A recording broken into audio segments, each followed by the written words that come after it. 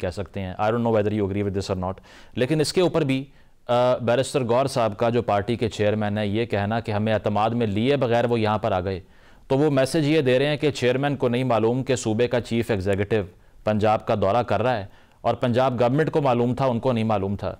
तो आपको लगता है कि इस एफर्ट का अल्टीमेटली पार्टी को कोई फ़ायदा होगा या ये जो अंदरूनी चपकलिश है ये इसी का शिकार हो जाएगी? मुझे जुमला याद है कि जाने ना जाने गुल ही ना जाने बाप तो सारा जाने हैं।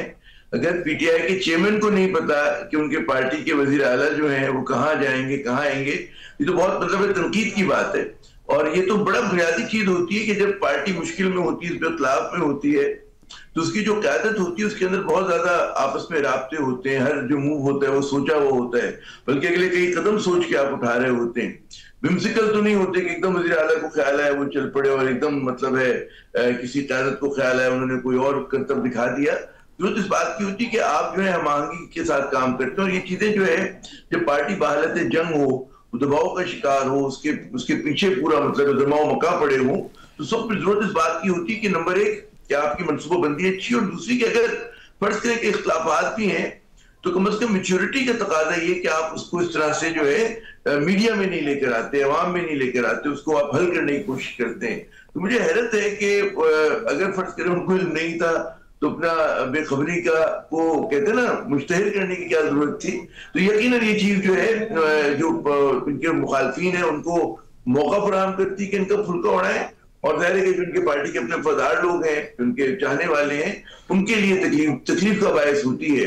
आपने कहा कि सबसे बड़ी एक्टिविटी पंजाब का दौरा था, मैं कहूंगा यकीनन बड़ी बात है, लेकिन असल एक्टिविटी तो ये हुई ना कि उन्होंने अपना वज़ीर आला तब्दील कर दिया पंजाब केपी के अंदर। ये मेरे ख्याल में मुज़म्मिल साहब ज्यादा बड़ा एक फैसला था कि उन्होंने गंडापुर साहब को रुखसत किया और एक नौजवान शख्स को उन्होंने जो है मौका दिया सुहेल आफरीदी की सूरत में कि वो आकर अपने सूबे का जो है वो काम भी करें और जो तहरीक चलानी है बकौल पीटीआई के लोगों के इमरान खान की रिहाई के लिए, उसके लिए भी वो कोशिशें करें जनाब। ठीक, इस पे मलिक साहब एक तो ये जो चपकलिश चल रही है पंजाब गवर्नमेंट के दरमियान वो अपनी जगह, कल रात को जो खान साहब के अहल खाना पर दोबारा से वाटर कैनन का इस्तेमाल होता है, अब उधर पीटीआई का कोई भी प्रोमिनेंट लीडर मौजूद नहीं था सिवाय शायद खटक साहब के।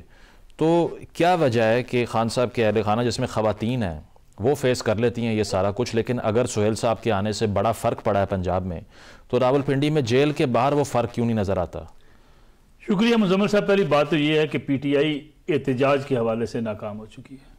अगर आप ये सोचें कि पीटीआई को एहतजाज कर सकती है, या सुहेल आफरीदी साहब लाहौर आए थे और लाहौर की आवाम बाहर निकल आई थी, तो मेरे ख्याल में फिर पीटीआई किसी गलतफहमी का शिकार है। बिल्कुल, अगरचे चक्री में पुलिस ने रोका, बिल्कुल नहीं रोका जाना चाहिए था, लेकिन कितने लोगों को रोका?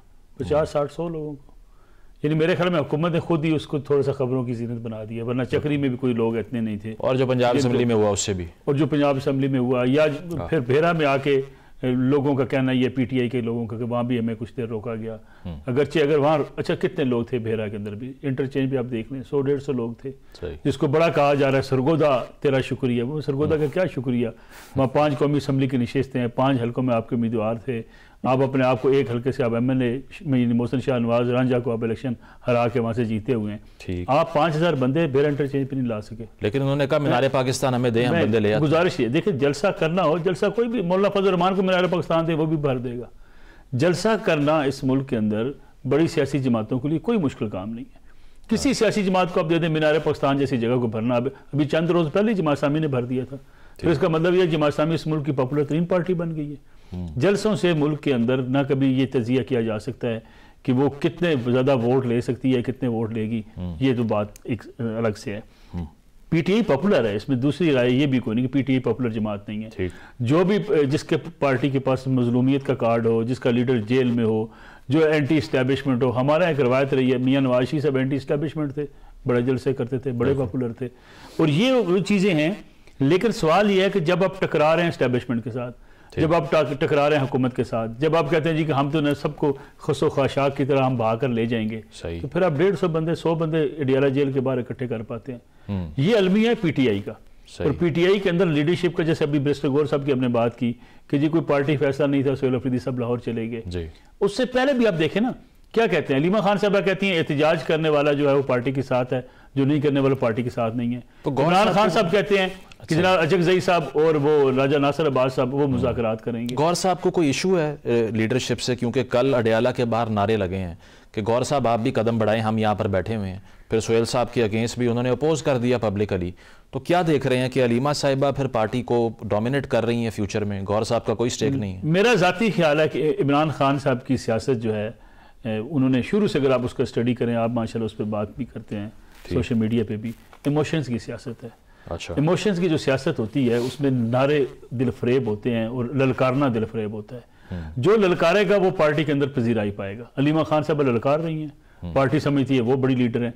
ब्रेस्टर गोर रास्ता निकालने वालों में शामिल थे कि जनाब खान साहब के लिए कोई अच्छा रास्ता निकल आए, खान साहब बनीगाला चले जाएं, खान साहब थोड़ा सा उनकी मुश्किलात कम हो, जेल से बाहर आ जाएं, पार्टी स्ट्रीम लाइन में आ जाए, पार्टी जो है सियासत करे। कुछ लोग हैं, देखिए सोहेल अफरीदी साहब को क्यों लाया गया, जो शेली तकारीर किया करते थे, वो भी कहा करते थे ना हम जब पिंडी जाएंगे, इस्लामाबाद जाएंगे, हम उड़ा कर रख देंगे।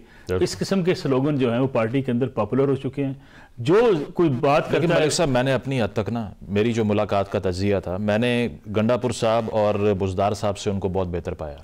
देखिए उन्होंने लाहौर में जो मीटिंग की, जो जिन लोगों ने जाके जो उनसे मिले, उनका कहना ये है कि उन्होंने सवालात भी सुने, सख्त सवालात भी सुने, उनके जवाबात भी दिए, और एक उन्होंने ये तासर दिया कि वो कोई अकड़ खान बन के ऐसे सीएम बन के बैठे। अच्छी बात है, ये होना चाहिए।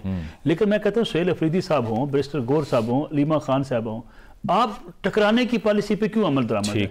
आप सियासी फैसले करें, सियासी रास्ता निकालें, इमरान खान साहब को बाहर लेकर आए। बिल्कुल, ये जो जलसों में जो बयानिया बनाया जाता है ये उनके अगेंस्ट चला जाता है। इस पे आमिर साहब मुझे ये बताएं, ये पॉलिटिकल कल्चर जो हमारा इतना पॉइजन और जहरीला हो चुका है, अब मिसालें आपके सामने हैं। अज़मा बुखारी साहिबा ने जंगली का लफ्ज़ इस्तेमाल किया, जवाब में मीना खान साहब ने जो पंजाब असम्बली के बाहर बोला वो गुफ्तगू आपके सामने है। अब नया जो स्कैंडल है वो हमने देख लिया कि शफ़ी जान साहब ने जो गुफ्तगू की है अज़मा साहिबा के बारे में नहायत कंडेमेबल है। उसके जवाब में भी अब अफसोस ही किया जा सकता है। इसका कोई सलूशन है कि कोई बताए आजकल की लीडरशिप को कि ये जो आप बातें कर रहे हैं, आपके कंज्यूमर बच्चे भी हो सकते हैं, अंडर 18 नौजवान भी हो सकते हैं। अगर आप असम्बलीज में बैठ के ये बातें कर रहे हैं, प्राइवेट महफिलों में क्या करते होंगे आप? मैं ये अर्ज करूं मुज़म्मिल साहब कि हमें कुछ फिक्री मुगालता है कि माजी में बड़ी साफ सुथरी जबान इस्तेमाल की जाती थी, ऐसा नहीं है।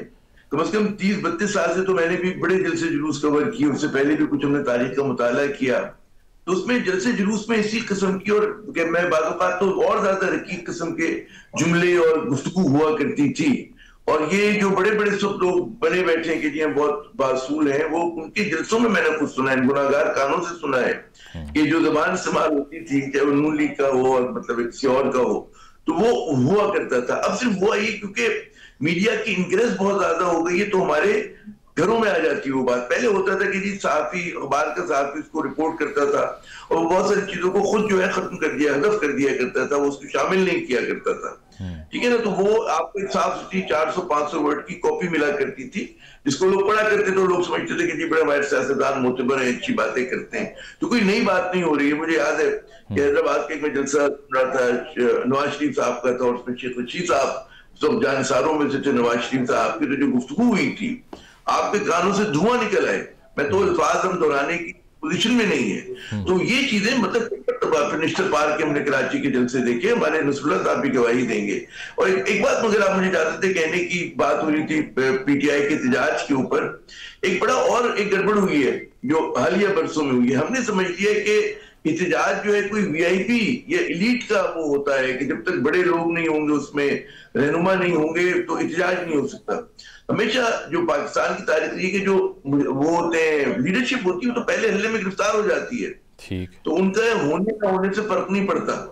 जो कारकुन होते हैं वो चला रहे होते तहरीक, वो हमने एमआरडी की देखी, उससे पहले की तालिब इल्मों की हमने तहरीक देखी, तो लीडरशिप तो पहले हल्ले में गायब हो जाती है। और ये जो इन्होंने ग्रैंड इवेंट पीटीआई ने बनाया कि जी कोई हम लाखों का मजमा लेकर आएंगे और वो एक मार्का होगा जिसमें फतह और शिकस्त का फैसला होगा, ऐसा नहीं होता। ये होता है कि छोटे छोटे आप 300-400 लोग निकलते हैं, सड़क बंद करते हैं, थोड़ा सा हंगामा करते हैं, फिर इसको चौक कराची की बंद की, फला जगह बंद किया। और आमिर साहब इस पे भी कमेंट कर दें। एक तो जो मलिक साहब ने भी बात की कि अडियाला के बाहर कोई कन्फ्रंट किया नहीं जाता लीडरशिप की तरफ से, और दूसरा अलीमा साहिबा कंसिस्टेंटली मुज़ाकरात के अगेंस्ट बयानात क्यों दे रही हैं, उसमें क्या गेन है पार्टी का? देखिए बात ये कि अगर वो बयान कहते हैं ऐसे बयान ना भी दे तब भी कोई मुज़ाकरात से मिलना कुछ नहीं है तहरीक इंसाफ को, क्योंकि हुकूमत पर दबाव डालने बाहर आ जाएंगे, कोट लखपत वालों को स्पेस मिल जाएगी कम से कम। नहीं, मैं ये कह रहा हूँ ना कि आपका मुज़ाकरात की कामयाबी का वहां पे इंहिसार होता है कि जहां पे हुकूमत दबाव का शिकार हो। इस वक्त कोई पीटीआई तमाम तर मकबूलियत के बावजूद कोई दबाव प्रैक्टिकली बना नहीं पा रही है। उसका तरीका बहुत सारों के नजदीक बशमूल अलीमा खान और कुछ पीटीआई के अपने लोगों के कि जब तक हम स्पीड को मोबिलाइज नहीं करेंगे तब तक हम बामाने और नतीजा खेज मुज़ाकरात नहीं कर सकते। अब इससे इस मफरूजे से हम एग्री करें डिसएग्री करें एक अलग बात है, लेकिन ये एक उनका मफरूजा है कि जी इस तरह से हमें जो है हिकमत अमली अपनानी चाहिए, क्योंकि अगर हम बगैर दबाव के बगैर कुछ किए मुज़ाकरात में बैठे तो हमें कुछ नहीं मिलेगा। पहले भी बैठे थे, कुछ नहीं मिला था इनको, और ये लोग अब दीवार पे लगा दिए गए, कल को दीवार में चुनवा दिए जाएंगे।